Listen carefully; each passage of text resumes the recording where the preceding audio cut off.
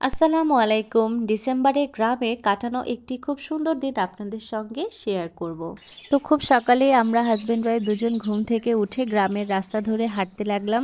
খুবই ভালো লাগছিল কুয়াশাচ্ছন্ন সকালে হাঁটতে।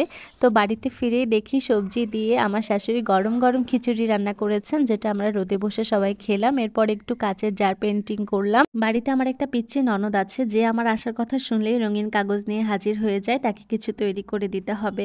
তো উঠানে দেখলাম পোলাও চালের ধান নেড়েছে, যেটা খুবই সুন্দর।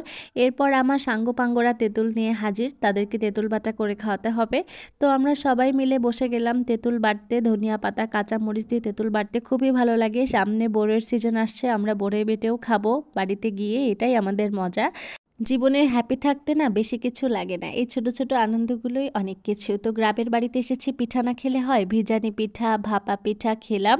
আর বাড়ির বউ, তার তো কিছু কাজ থাকেই না। দুপুরের রান্না বসিয়ে শাশুড়িকে একটু কাজে হেল্প করলাম।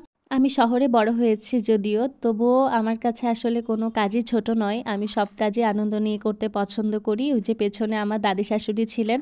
তো বিকালবেলায় আমার সাঙ্গপাঙ্গদের নিয়ে রাস্তায় একটু হাঁটতে বেরিয়েছিলাম। বের হয়ে দেখলাম জামাই পিঠা, তো সবাইকে পিঠা কিনে খাওয়ালাম, একসঙ্গে খুব মজা করলাম। বাড়িতে ফেরার পথে আমরা নারিকেলের পাতা ছিঁড়ে নিয়ে আসলাম। এটা দিয়ে আমি ইনায়াকে চশমা আর ঘড়ি বানিয়ে দিব। ছোটবেলায় এভাবে চশমা আর ঘড়ি বানিয়ে পড়েছেন তো আপনারা? আমি কিন্তু পড়েছি। এইবার হচ্ছে আসল আকর্ষণ, যেটা হচ্ছে হাওয়াই বাজি। বড় একটা কচু পাতাকে ছিদ্র করে তার মধ্যে এই সরপাগুলো পরিয়ে আগুনের ফুলি ভরে সেটাকে দড়ি দিয়ে পেঁচিয়ে ফাঁকা মাঠে ঘোরাতে ঘোরাতে এই হাওয়াই বাজি দেয়া হয়ে থাকে। যাদের শৈশব এবং কৈশোরকাল গ্রামে কেটেছে, তারা অবশ্যই এই অসম্ভব সুন্দর মুহূর্তটি সাক্ষী হয়ে রয়েছেন।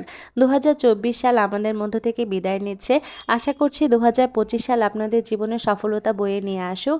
আমার ভিডিওটা ধৈর্য নিয়ে দেখার জন্য সবাইকে অসংখ্য ধন্যবাদ। আল্লাহ হাফেজ।